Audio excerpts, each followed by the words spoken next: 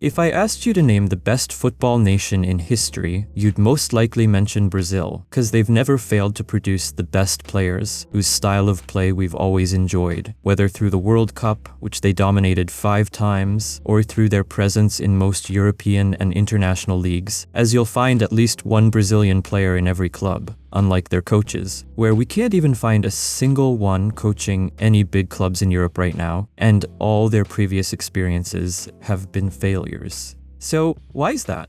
Well, there are many reasons. One of the obvious ones is that they only speak Portuguese. No one can deny that, because just look at their neighbors, the Argentinians who speak Spanish. You usually find them in Europe, especially in Spain, like Pochettino, who started at Espanyol. Then, after proving himself, he went to the Premier League. Also, Diego Simeone, who stayed at Atletico Madrid for more than a decade, and many other coaches. You might ask, what about Brazilian players? How do they do it when they only speak Portuguese? Well, there is a difference between a player and a coach. A player usually has someone in his team who speaks the same language and doesn't need to talk to everyone, while a coach has to talk to all the players and communicate his ideas to them. I'm not saying that all Brazilians don't speak other languages. No, there are a lot of them.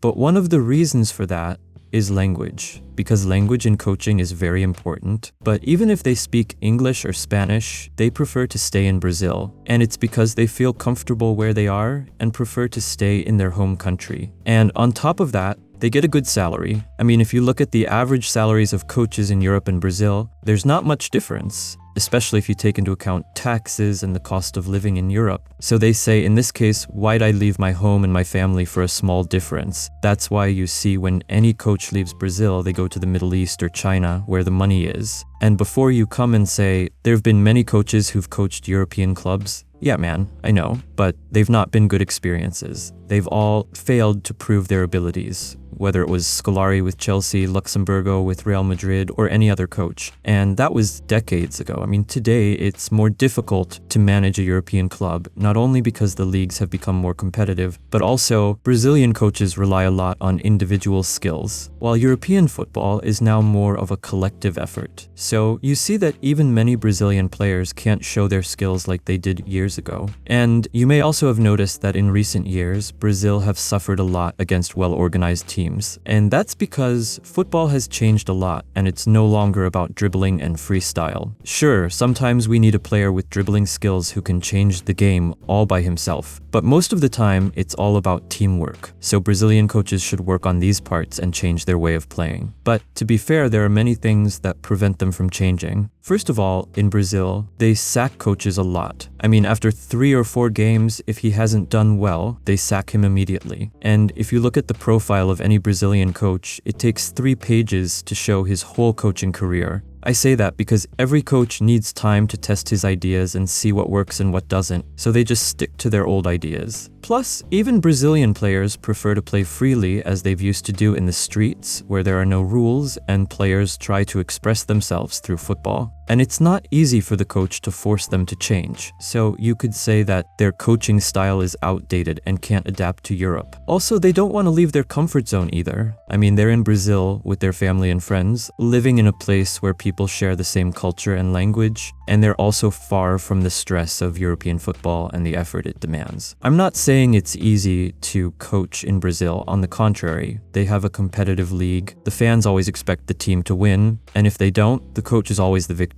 But you know what I mean. Europe is different. Tough league games every week. You've got the Champions League, a different country, a different language, a different culture, the weather, and so on. And with social media, if he's managing a big club, fans all over the world will cut him in half. Also, if a coach has been dismissed several times without getting good results for a while, it's hard for him to recover quickly and get back into the limelight. But in Brazil, it's the opposite. Even if they dismiss them quickly, there are a lot of clubs that sign them quickly too, and with a good salary. So they say, leave me alone with my family. I don't want all these problems, especially if he's old. The same applies to Brazilian players who have experience in Europe. they don't try to become coaches for several reasons. First off, many of them are impatiently waiting for their football careers to come to an end so that they can be free to do what they want. Also, discipline is important in football, so they need a strict coach who can, for example, stop them going to nightclubs or force them to come to training on time and be an example to them. As far as I'm concerned, a lot of Brazilian players can't do that. I mean, how can they control young players if they're not disciplined in the first place? Also, if you look at most of the good coaches today, they were midfielders because they're in a position where they can read the game well. And if you notice, the majority of Brazilians play forward. I'm not saying they can't be coaches. No, it's just that they prefer to spend the rest of their lives free, doing what they want, which is why you see a lot of Brazilians going broke just a few years after retiring.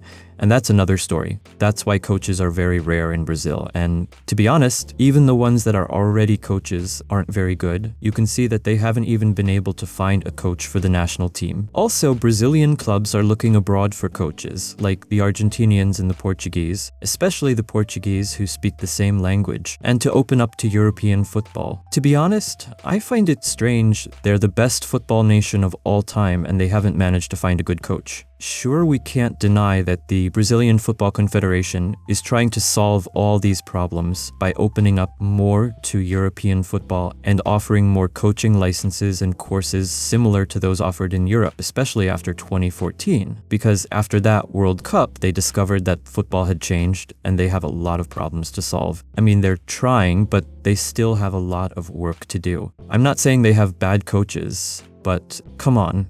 It's Brazil, they deserve more than what they have. But I hope that will change soon, especially the good coaches in Europe. There aren't that many. Every club that has a good coach won't let him go. So if they try to improve a little, they can make a place for themselves in Europe.